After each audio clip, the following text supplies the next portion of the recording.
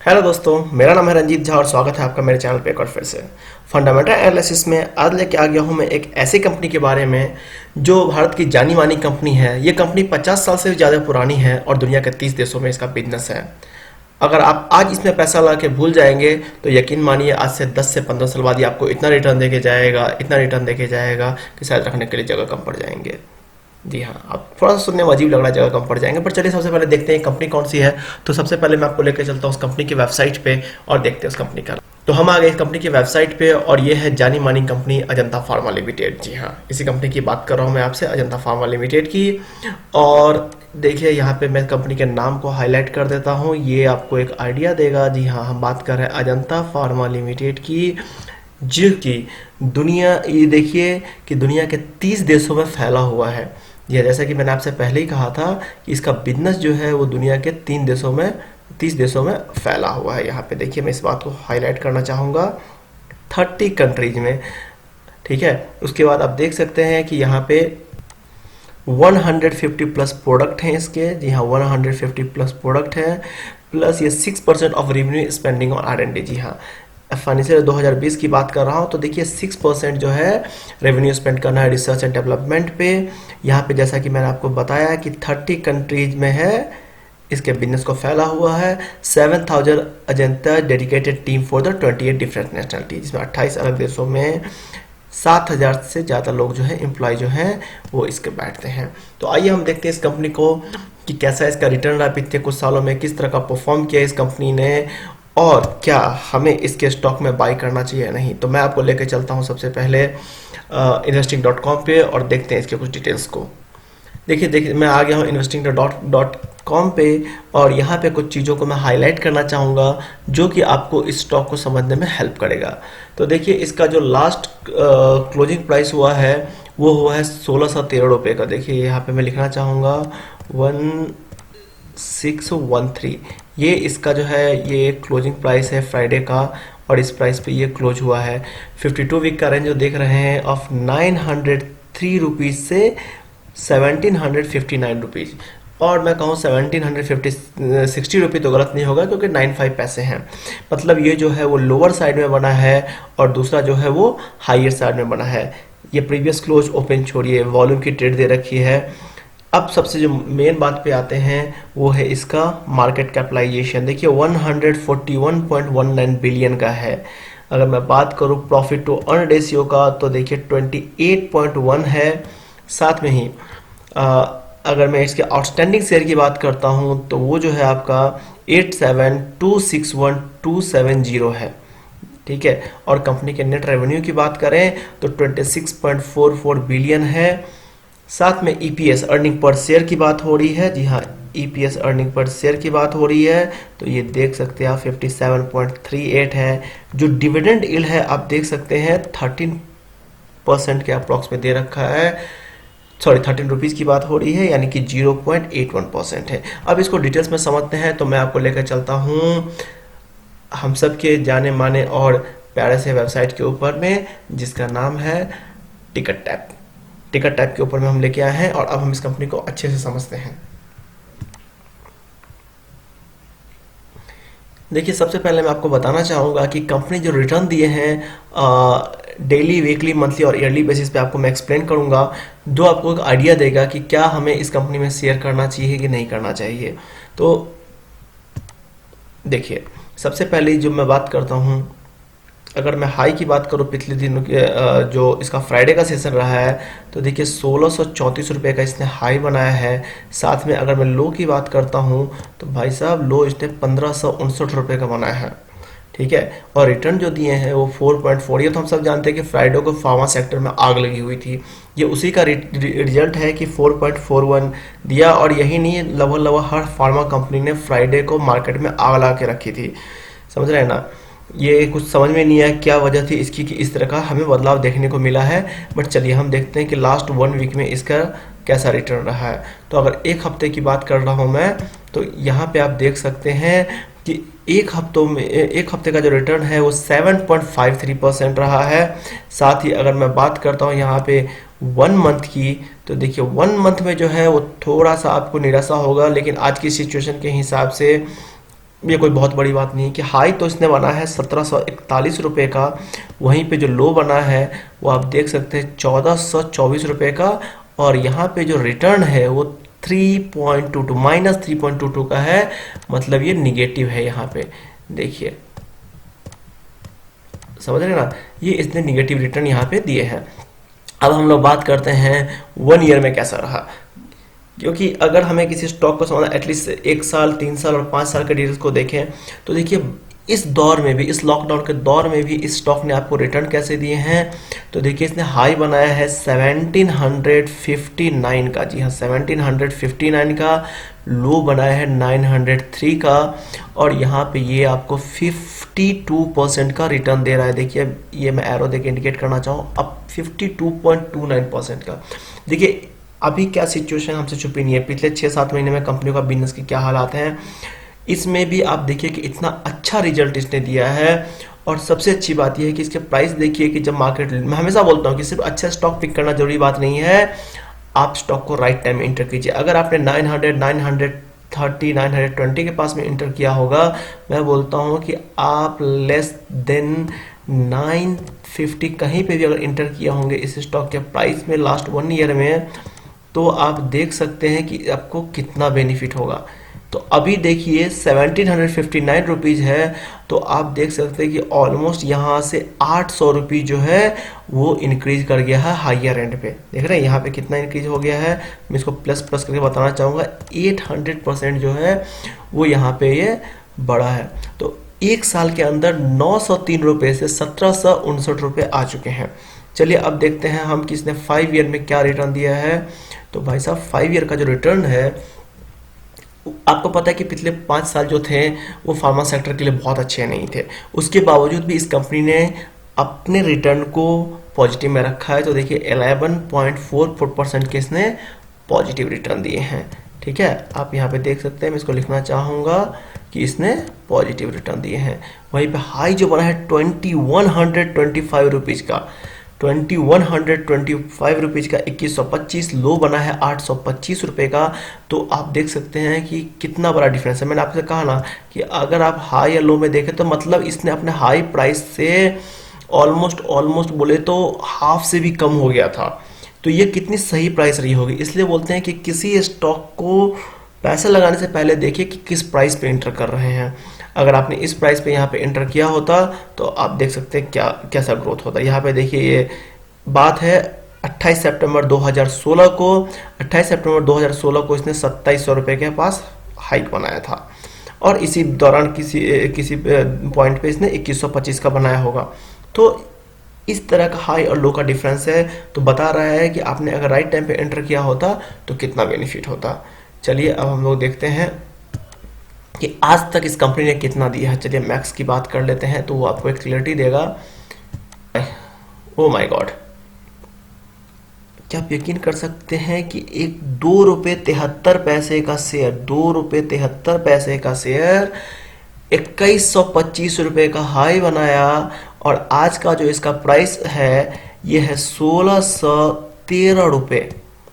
आप देखिए कि ये 1613 रुपये, भाई साहब आप देखो यहाँ से ये आज का प्राइस देखो और ये देखो, और ये प्राइस जो है ये है 2004 की।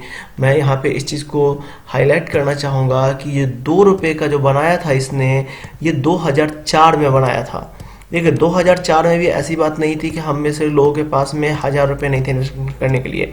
अगर उस टाइम आपने 1000, 10,000 और 1 लाख रुपये इन्वेस्ट किया, 2 लाख रुपये इन्वेस्ट कर दिए रहते हैं, तो 2 लाख रुपये आपके इन्वेस्ट करने पे कितने हो जाते हैं आप सोच नहीं सकते हैं। आप अंदाज़ा लगाइए कि 2 लाख रुपए जो यहाँ पे आपने इन्वेस्ट किए होते हैं, यहाँ पे मैं बता रहा हूँ आपको एग्जांपल कि 2 लाख का अगर आपने इन्वेस्ट किए होते हैं तो आप देखिए 6,766 रुपीज़, 6,766%, माफ़ कीजिएगा 0.19, इतना बड़ा रिटर्न।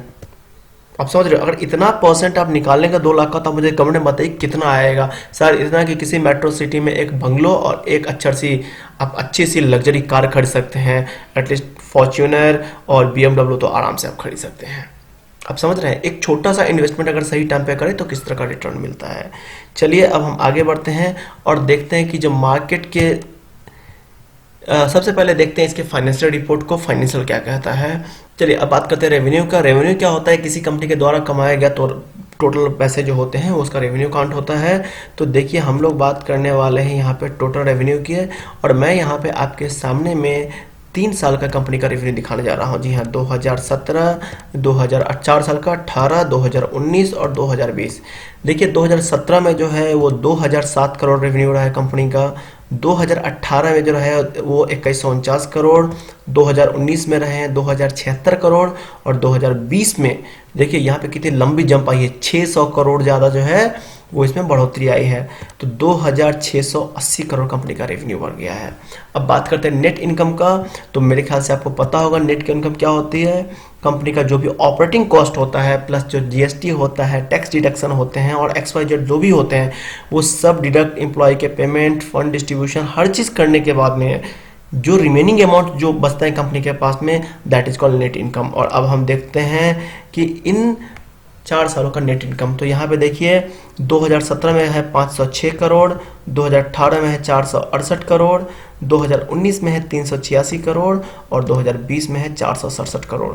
तो अगर मैं यहाँ पे एवरेज की बात करूँ तो देखिए जो नेट इनकम का एवरेज जो जा रहा है वो मैं बोल सकता हूँ कि 400 प्लस जा रहा है। देख रहे हैं, अब 400 करोड़ से ज़्यादा हर साल कंपनी को हो रहा है।